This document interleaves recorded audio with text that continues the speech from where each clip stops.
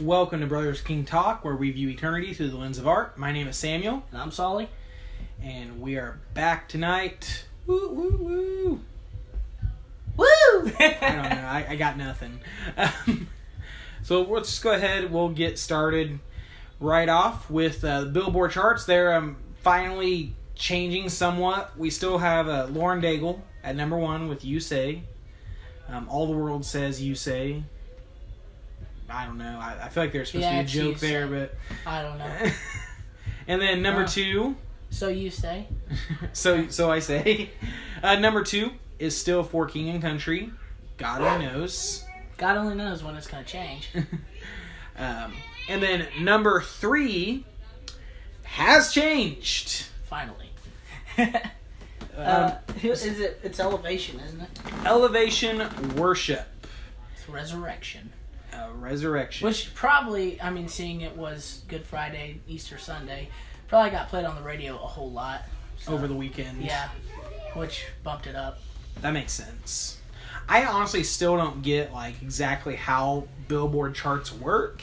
Because how Billboard charts used to work back when we still sold single one song on a vinyl record, you know? Yeah.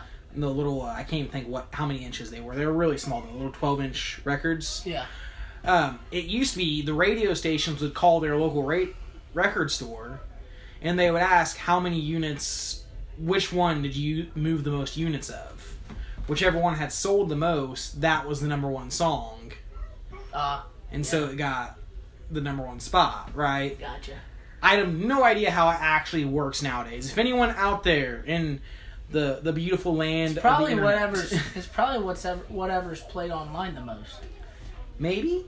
I just wouldn't make sense that kinda, I don't know, because people have their Easter playlists. I don't know. I don't know. It's all. If you wanted to be really cynical about it, you could just say it's whatever song the record companies paid the most money to get the most airtime. But right, even though that's not technically legal, that doesn't mean it doesn't happen. Even with Christian radio. So, Solomon, how do we feel about this song? It never ends. It's a long song. Yeah. 7 minutes. And I heard resurrection. That's what I heard out. Something about resurrected king, resurrecting me. Very good play on words, I guess. Okay, no. Very, very shallow lyricism here. Not that, the resurrection's not great, but I feel like we need... be a little bit more artistic. Be a little bit more elaborate. Come on, let's talk about the blood again. Yeah. You know what I'm saying? The cross, seriously, as much as I'm glad Jesus went to the cross for us, the cross doesn't mean a thing. The cross... It's the death. There's that Newsboys song, and I know we're not talking about Newsboys, but there's a song called "The Cross Has the Final Word," and I don't think that's accurate. I just honestly don't think that that's accurate because, if the cross really was what was saving us, there were 2 other guys on a cross next to Jesus. Couldn't their cross have saved us or whatever? It's the guy who was on the cross. It's the blood that was shed on the cross. But the cross doesn't mean a thing. And, everybody's like, oh, Jesus died on the cross. Lots of people in those days died on a cross. That's a very, one of the biggest ways Romans executed people. That was one of their favorite ways of doing it because it was so shameful and explicit and just everything you could imagine is what happened there. But it has nothing to do with the blood. Let's just talk about something real here. I think what you might be getting at is it feels like sometimes, and this is not to take away from the sincerity of the people singing this stuff, you put these worship songs in a live setting, and, rather, it could be argued, are you being moved by music, or are you being moved by the Spirit of God? That's another argument for another day. Right. But either way, you get these songs in a live settings, you feel something. And, it's called the speaker. The speaker creates airwaves. You know what I mean? Song. Yeah, I know what you're saying. I'm so we can't. I'm not denying, the sincerity of the people performing these songs or writing these songs, but I do feel like sometimes, particularly like you saying with the cross, it's become more of a marketing term than it has something sincere people are like passionate about. It's just. I can slap a cross on any old thing and I can now charge $5 more for it because it's a Christian product. Right. And that's what it kind of feels like sometimes. Right. Like, I don't know. Like, I'm over the cross. Like, I mean, this is probably sounding so sacrilegious, but they don't have the understanding that I do. Like, or a lot of people don't.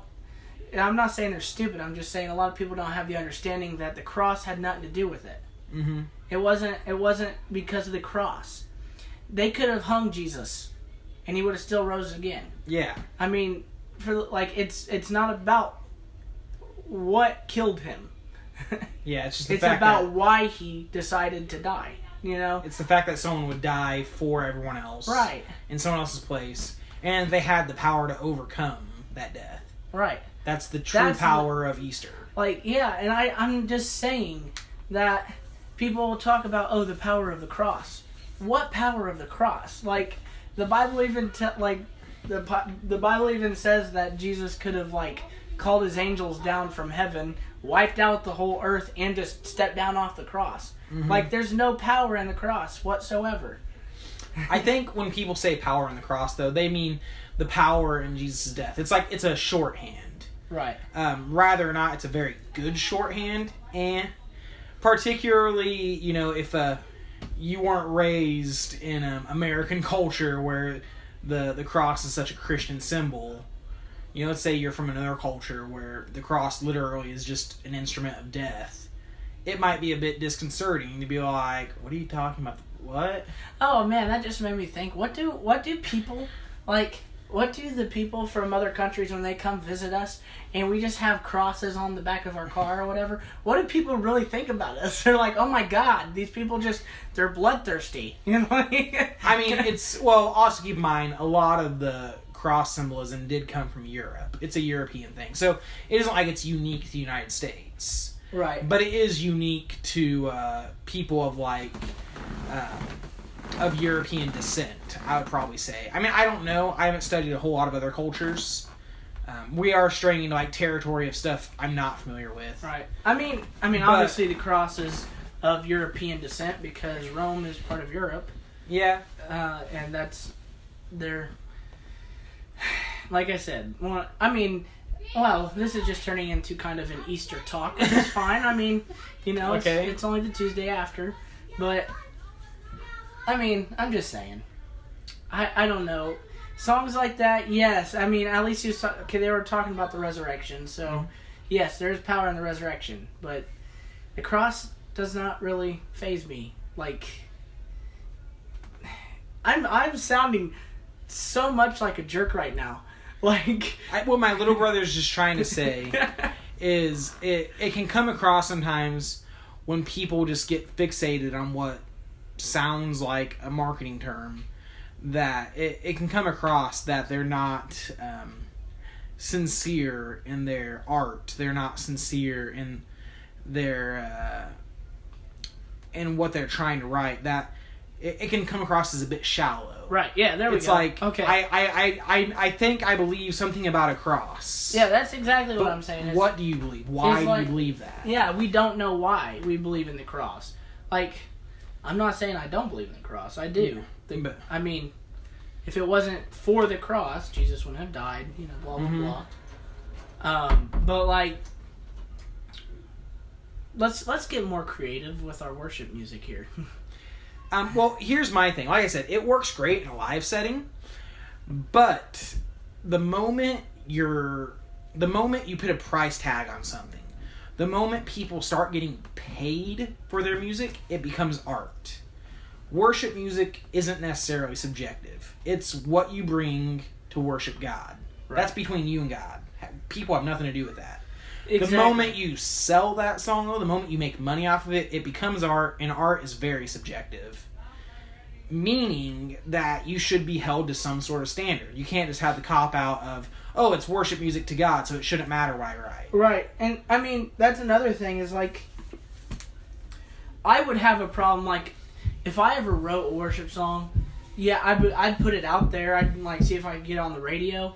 But, like, I wouldn't necessarily just, like, be like, oh, we're going to put this on an album so that we have this 13th song, you know, so we have a full record here, and then market it. Because I feel like worship, even if it's a song, like, when I write a worship song, it's strictly for, oh, this is what I'm feeling. This is the worshipful spirit I have, or the praiseful spirit I have towards God. But the thing is that if you're letting men measure the value of your worship, then it's not worship. If you're trying to get it valued. Because, like, I don't know. I don't see the point in writing, oh, this is a worship song, we're giving 100% to God, but then somebody says, oh, that song itself's worth 99 cents on iTunes. Mm-hmm. It's, I guess what I would like to see is, and I go back to this, but it's just because it's the standard by what I feel like worship music should be judged. Go back to the Psalms in the Bible. The writer of the Psalms, there were many, they weren't trying to write worship music. They were just writing what was going on in their life at the moment. And it happened to worship God because they couldn't help themselves. See, this is, well, it's not even that. It's just that, like, they would, like, seriously, I'm telling you what, the book of Psalms, people are like, oh, magnify the Lord with me, let us exalt his name forever. Like, yeah, wow, that's exalt, like, there's a lot of exhortation in there. Mm-hmm. But then there's other Psalms that are like, the Lord is my shepherd, I shall not want. He maketh me to lie down in green pastures. Like, he leads me through the valley of the shadow of death. This is depressing, David. What is wrong with you? And then you realize that they're not writing, like, it's not by chance that they're, like, worshiping God. They're doing it because they're like, oh, this is the situation I'm in, but I'm thinking myself happy, so I'm just going to make everything okay by worshiping God about it. And even not all Psalms even end happy. I've been kind of challenging myself to read straight through the book of Psalms lately. And wait until you get to chapter 119. The Psalms do not all end happy. No, they Some don't. of them are just flat out depressing. But that's what those people were going through at this point in their life. So I don't know. If you're going to be selling it, it should have something of artistic value. I don't care that it's a worship lyric. I don't care that it can be used in a church service. If it can, that's awesome. That's awesome. But, like, I just don't think, like, that's my biggest problem with trying to market worship music, is because as soon as we put a price tag on it, we're disvaluing. Because, you know, you can have a Chris Tomlin worship CD over here and a Hillsong United worship CD over here. One of them can be $13 and the other one can be $10. But what really measures the value in their worship? You know what I'm saying? Like, yeah, the lyrics might not be so great in one. The music might not be so great in the other. In this case, either. But, like, you know, we gotta figure something out. It's gotta be more artistic here and more. Okay. We can't help that people are marketing worship music. We're not ever going to be able to change that. But, like, maybe they don't see they don't see a fault in it. I'm not saying I see a fault in it as much as I see just something that I see as a problem, something I wouldn't do because of a moral value I have. Mm-hmm. I'm not saying it's immoral. I'm just saying it's a value I have that I wouldn't go against. I wouldn't just try to market my worship. Yeah, absolutely. It's the problem is, and this complaint can be uttered against pop music at any decade, honestly. Right. But particularly nowadays with the oversaturation we have, there's nothing about this music that tells me a human being wrote this. Right.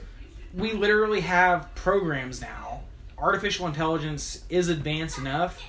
you can tell it, listen to these songs for X amount of hours and write me a song. Right. And there's nothing about this song that tells me a computer didn't write it. I mean, like, I know firsthand that, like, I've been desperate for new songs to... Like, I've been desperate to write new songs, and writing lyrics doesn't just come easy for me. I can write music off the fly, but I can't just start saying words and make it come out all perfect. Mm-hmm. Like, when I look at your lyrics, I can, like, look at it and be like, wait, okay, so this would be really cool if we put this line here instead. But, like, there have been times when you're not anywhere around, and I'm trying to find a new song because I got this thing coming up, and I'm like, I want something new to bring to the table. And I'll just go online and I say, song generator. And it asks you a couple questions. It says, put in a noun here, or put in an adjective, or put in a verb. And so you do it, and it'll come up with some songs. Like, maybe they'd be weird songs that sound something like We All Live in a Yellow Submarine. But still, I mean, that's a huge song. I mean, what is to say that there's people actually sitting down writing these, rather than, hey guys, there's a new song up on Wikipedia. Like, we just go on there, and that's the new song we're going to be singing. We just had it generated. You know what I'm saying? I mean, I'm not... And I don't want to take away from the artistic, like, what these people writing the songs are trying. Right. I'm not saying they're not writing their songs. Yeah, I know what you're saying. You're saying, it's like, I there's can't just tell. nothing, there's just nothing, there's no proof in the pudding. It's like we was talking about with Audio Adrenaline last week, where there's no fingerprint. There's no fingerprint on that song telling me this is unique to that person. Right, well, yeah, I mean,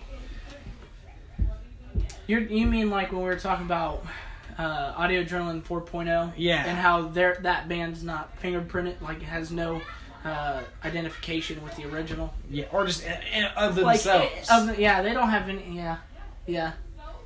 Now, what did you say they should have called it? Hands and Feet? Oh yeah, that'd be a fun project. I mean, Hands and Feet, that would have been an okay worship group. Yeah. And be like, okay, yeah, we do worship songs, and then cover some of the original band's old stuff. And so I don't know, like Resurrection, Elevation Worship, Hillsong United, Bethel, all you worship artists out there,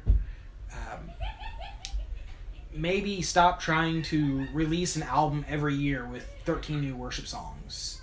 Take a sabbatical for 2 years, get some songwriters locked inside a room with, some classic books of some sort, throw some C.S. Lewis in there with Lewis, you. yeah. Throw in some C.S. Lewis. Put on a Keith Green record and write an album. Hey, you know what? Let's just do this. Keith Green and Rich Mullins, they're restricted to them. Okay? For 2 months straight, nothing but Keith Green and Rich Mullins. And see what you don't come out with. I think the problem is they can't... It might be safe to even to throw in a little U2. I mean, they're Christian enough. I mean, they're capable. I know these people have to be capable of so much more. I mean, seriously. They can write good music. It's just waiting for it to happen, you want a good Easter album? I would suggest Andrew Peterson's Resurrection Letters, Volume 1. It is an album about nothing but the Easter resurrection.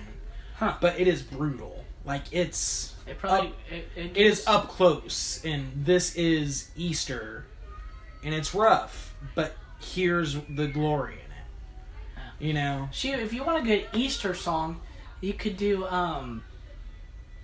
Glory of It All by David Crowder Band. I mean, like that, and that's a worship song. Like, seriously, that's something I could see them doing in like a youth group worship setting. But still, that song's still kind of, it can still rock out, man. Beyond that, it's not like slapping you in the face saying, "I'm a worship song, worship with me." It's just a good song. And it makes you want how you can get with it without being like, oh wait, we have to worship. Like, It's not like one of those songs where you're like, oh, I have to worship to this. I don't feel like, yes, God is jealous and he wants us to worship him, but I feel like he wants us to see the glory in it. And like it's okay to glory in the power of the cross and not just worship about the power of the cross or praise God because of the power of the cross. But let's glory in something again. Not everything has to be a worship service. Let's have a glory service for once. You know what I'm saying? You know? I don't know if you know what I mean. The difference is, worship songs, you got your hands in the air, and you're just, praising God. But, for a glory song is yeah, man, let's get with this. Woo! Yeah, let's run. Let's take a lap on this. That's glory. Running isn't worship. You see people running around church and oh, the spirit of worship's all up upon him and all that. It's he's glorying. He's praising God, Praise, glory. Yeah, I guess praise and glory are kind of the same thing. I feel like glory is more of a rock I like that. Yeah. It's just, let's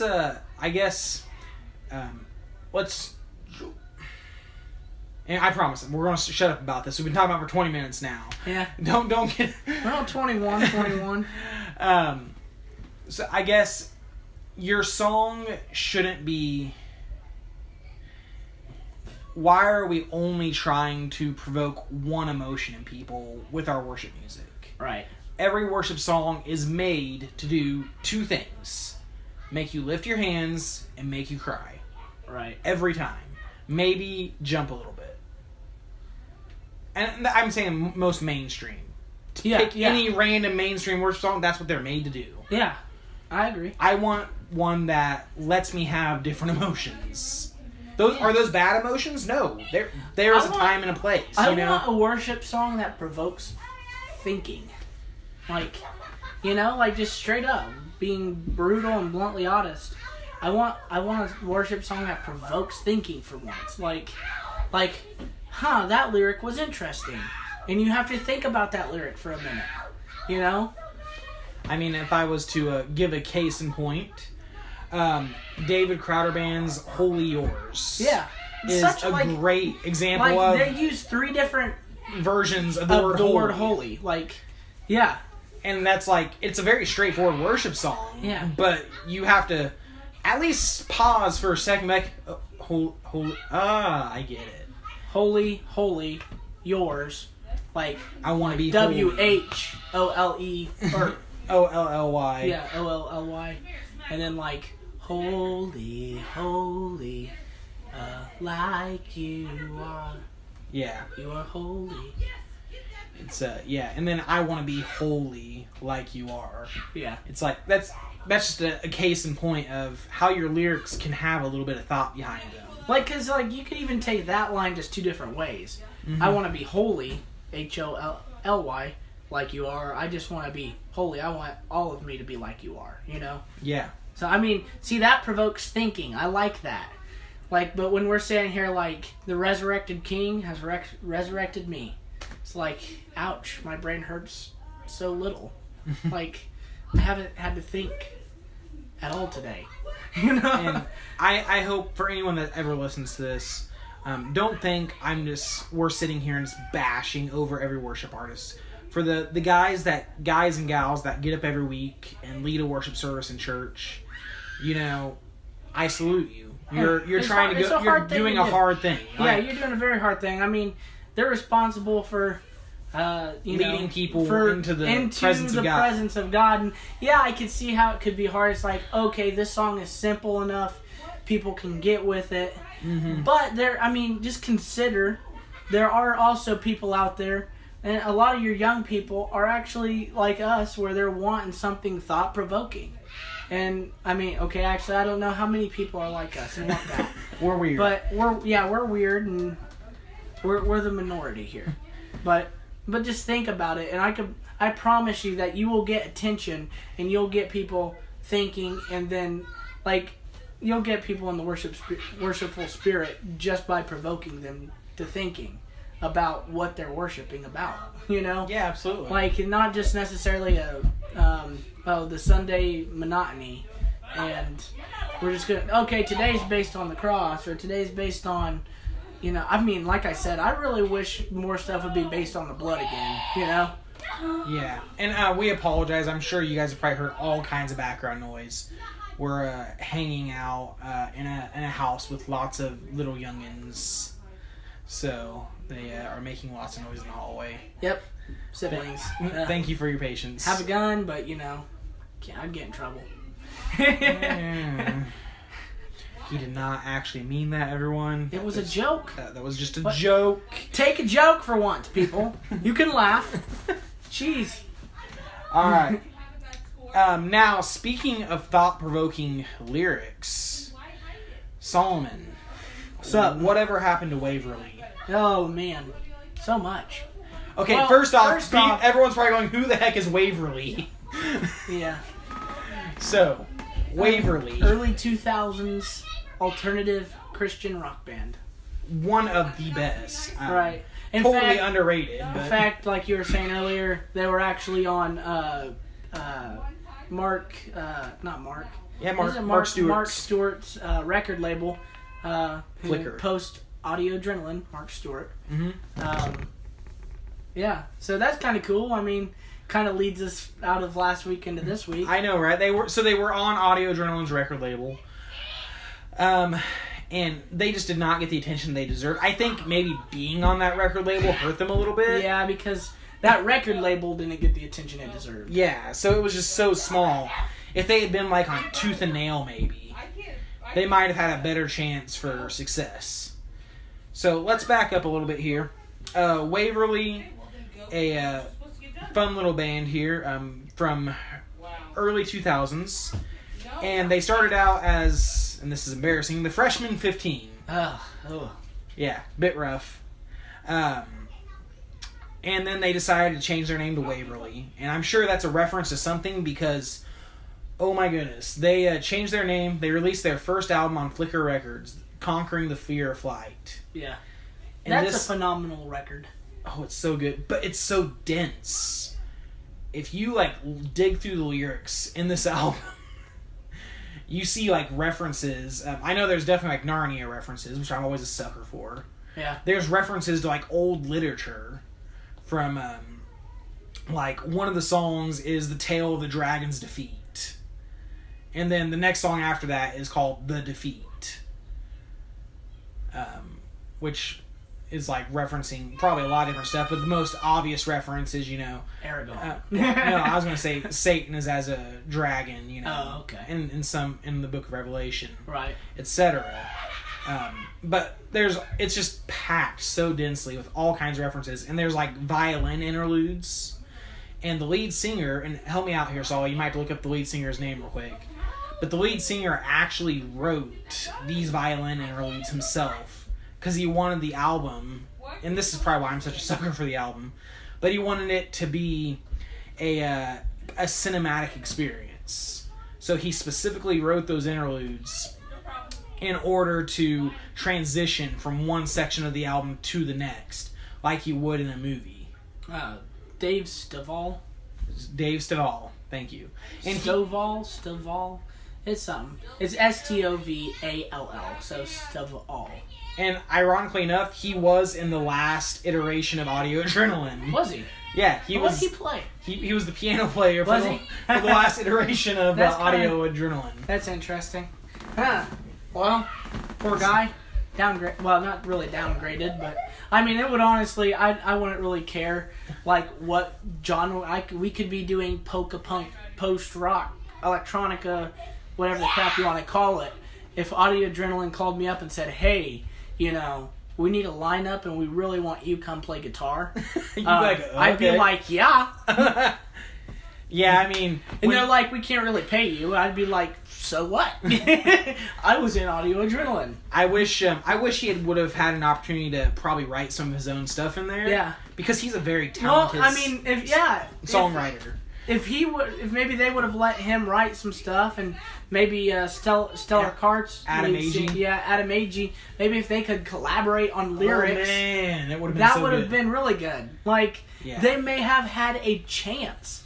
They may have had somewhat of a, oh man, there's a little fire here, but unfortunately, due to records and producers, labels and. So from what I can tell, Waverly, they had this great record and it got zero attention.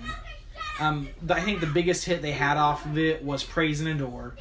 And the reason why is because it sounds like a generic worship song until you actually listen to the lyrics, and you're like, oh, this isn't a generic worship song. Yeah. And then they just kind of petered out a little bit. I think Flickr Records wasn't doing horribly well either. And then they just kind of said, hey, by the way, we're breaking up. Here's an album with just all the random songs we wrote for the next record, but we didn't actually complete. And it was like just an album with 15 random songs. They even said, this has no it's just all the songs we had left over. No meaning whatsoever. Have at it. And they just kind of disappeared. And they had like an EP, and and then I know the drummer went and played for Family Force 5 for a while. Huh. So they were like active in the industry. I would be surprised if all of them didn't end up in another band somewhere. Or like producing stuff. Yeah. Audio engineer. Like these were talented guys. They just weren't fitting into boxes. Right. And then in 2017, what happened in 2017 with these guys, Solomon? Didn't they like put out like one more? They're like, oh, by the way, here's a new album, or we're having a reunion or something. They put out like a 2-song like mini EP. Yes, it was a 2-song mini EP. And then since then they just disappeared, didn't they? Yes and no. So 2017 they said we're reuniting. Here's 2 songs we wrote, and then they just kind of stopped doing stuff, but they're still active. Like if you look on their Facebook page, they post regularly. Usually it's like, here's other stuff by other people we like. Yeah. So like once someone in their band was doing like a film, they were promoting it. Their lead singer actually is releasing an album or an EP. He just released it like last October. Huh. Which I didn't hear nothing about this. I kind of want to listen to it now. Yeah. So they just said, we're still writing new music. So Solomon, what year did this band start exactly? I just want to kind of get a timeline here. Because I kind of get the feeling these guys are very meticulous in their songwriting, and they take a long time to write songs. Well, they were active like 2001 when they started. As the freshmen? Yeah, no, they started as Waverly. It says Waverly started, they started under that name in 2001. 2001 is when they started? And 2012. They broke up. What year did they release? 2013 to 2015 they broke up. 2016 to 2000 present, they're active. But what year did they release Conquering the Fear of Flight? Give me just a second. Just scroll down a little bit in the Wikipedia page to where it just lists all their albums. Please hold while Solomon looks up further information. 2007. Okay, so they probably started doing like the freshman 15 thing at 2001. 2007 was when they actually kind of got their start as Waverly. At least what we heard, right? Right. But, man, these guys take their time writing their songs. Okay, let me correct myself. Because they started as freshman 15, 2001 to 2002. Okay. And then High Five Pedestrian 2004. That was their second album as the freshmen. Right. But then after that, they became Waverly. Okay. Like they released that album, but they were Waverly after they released that album. Yeah. Essentially. So from 2001 to 2004, they were freshman 15. So, I don't know. I hope oh man, I hope so much they release another proper album. I would love to hear a full-on proper album by them again. Immensely talented, and this is probably one of the first Whatever Happened to Them segments where we're like, okay, this band has a real shot of like, they may be doing something soon. We can only sit and hope at the moment. Right, and then like, they have a concert in Indianapolis and we go. Oh man, if they have a concert, we are totally all over that. We're driving to Florida. Yeah. Well, I don't know. I know, not really. I wouldn't want to do that. That's a swampy mess. Oh, I mean, the car right there. Florida's very nice in some areas. I heard they were pretty decent live too, but I'm a sucker for like densely packed reference records. That's why David Crowder Band's my favorite band of all time, right? Yeah. So of course they hit that sweet spot for me. Yeah. And I hope they do something else soon. So what you're saying is you like live music? Actually, I was saying I like album music, but live music, that does raise the question, because we're what is that called? Not a transition. There's another word for it. My pretty brain. sure it's transition. No, there's another word for it. I mean, we can look it up on the thesaurus. No, there is another word that I'm going to slap myself that I can't remember this word at the moment. Segue. Oh, segue! Someone was trying to segue, and I'm making it horribly obvious because... Yeah, now you are. You're just letting it go. But live music... that brings us to our random topic for the day. Our third topic. Yes. Random topic. Or our third segment, which is random topic of the day. What is it, Solomon? Random topic of the day. What makes us like live music so much? And I think to answer that question, because I have went to a lot of concerts the past few years. Since I got married, it's kind of our thing. We go to 2 or 3 concerts a year. Yeah. And I can't exactly put my finger on it. I think it depends on the reason you want to go to a concert. So there's, at least in the Christian market, there's generally 2 or 3 different types of concerts you're going to go to. Right. One is, I want to go to a church service. Right. This is your Hillsong concert. Hillsong, Elevation, Covenant, Chris Tomlin. I want to go to a worship service that just happens to take place inside a giant stadium. That people call a church because Joel Osteen preaches there. But also when they go on tour around the United States, Right. And they're not necessarily bad per se. But that's one reason people go to a concert. And I think the reason for going to that is fairly obvious. We want to worship. We want to worship. And we want to go to a worship service. And we really like hearing these guys on the radio. So yeah, and we don't mind paying $75 to go. I feel like their tickets are... So, Christian music tickets tend to be far more cheaper than secular venues. Usually for a Christian concert, you're paying $35, $50 if you're getting good seats. I mean, they're like, I know at like our at Passion and Winter Jam are like $15, but you have to stand in line for 3 days straight to get in. Yeah. So, because like they're not worried about the money, they're like, oh, trust me, we'll get people killing each other. we'll have another Cain raising Abel thing.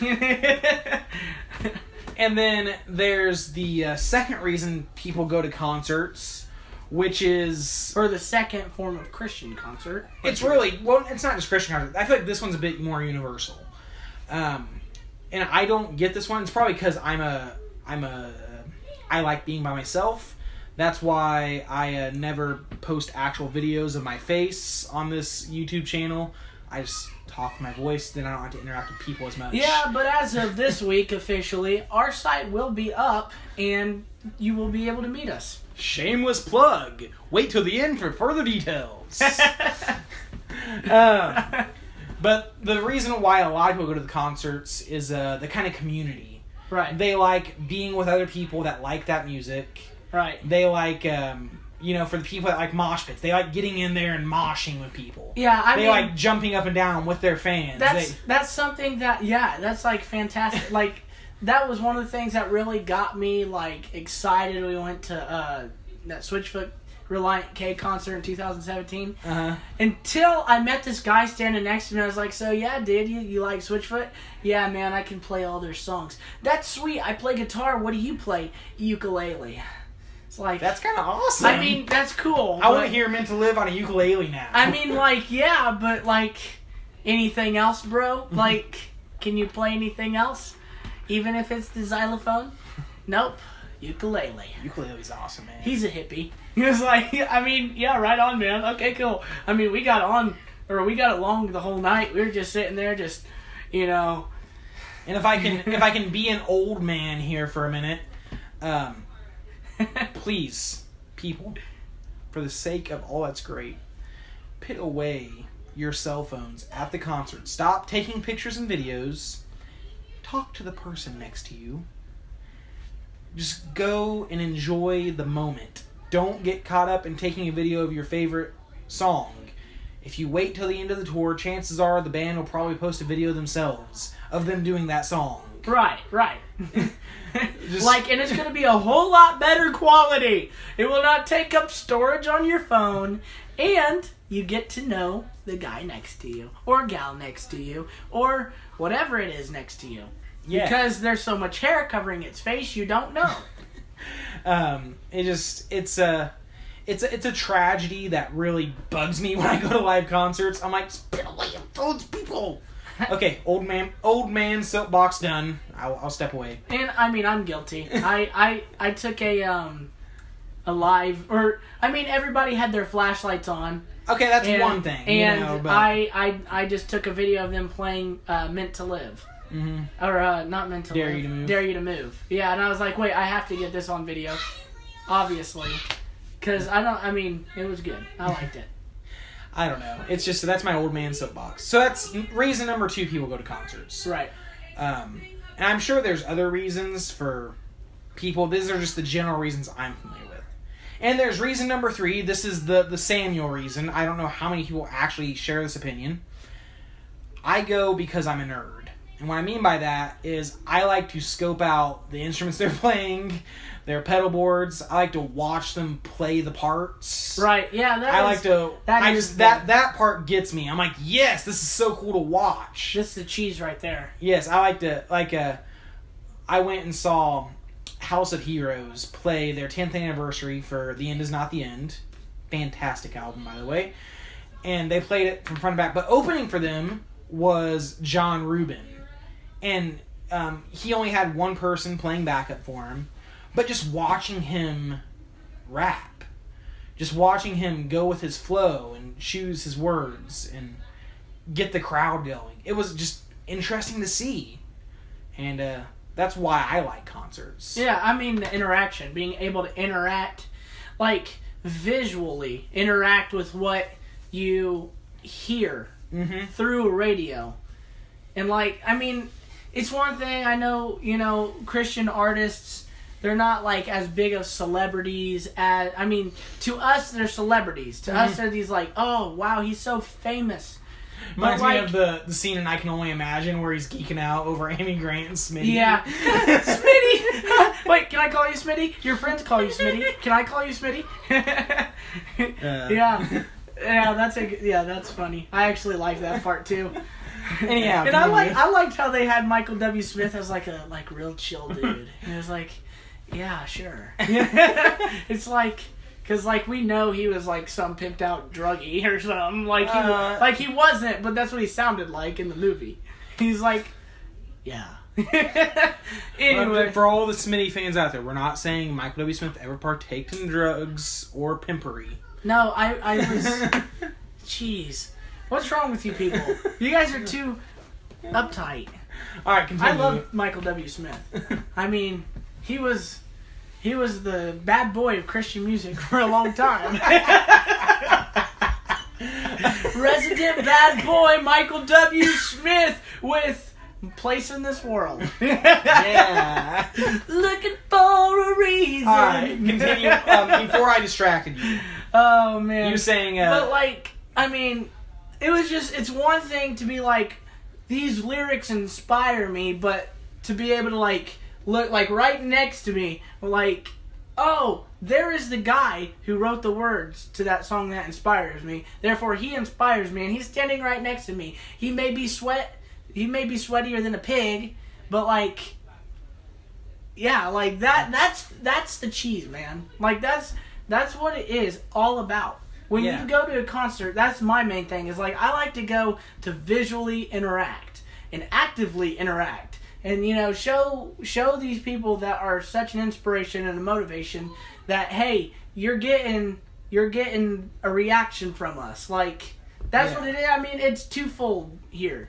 It's like we get to react and, you know, we get to connect with it. And then they get to connect with us being like, oh, wait, these are the people that we put our stuff out to. These are the people that support us. You're like... And, you know, it's a kind of, in your own small way, you want to just, it's like you're giving that artist a high five and just saying, hey, man, thank you.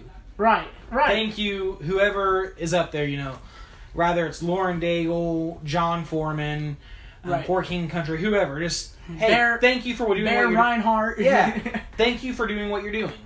Right. Now, just a friendly advice is...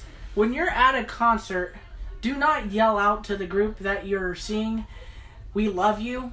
Because if you're a guy and you're 17 years old, and puberty has not hit you, you may not sound like a guy.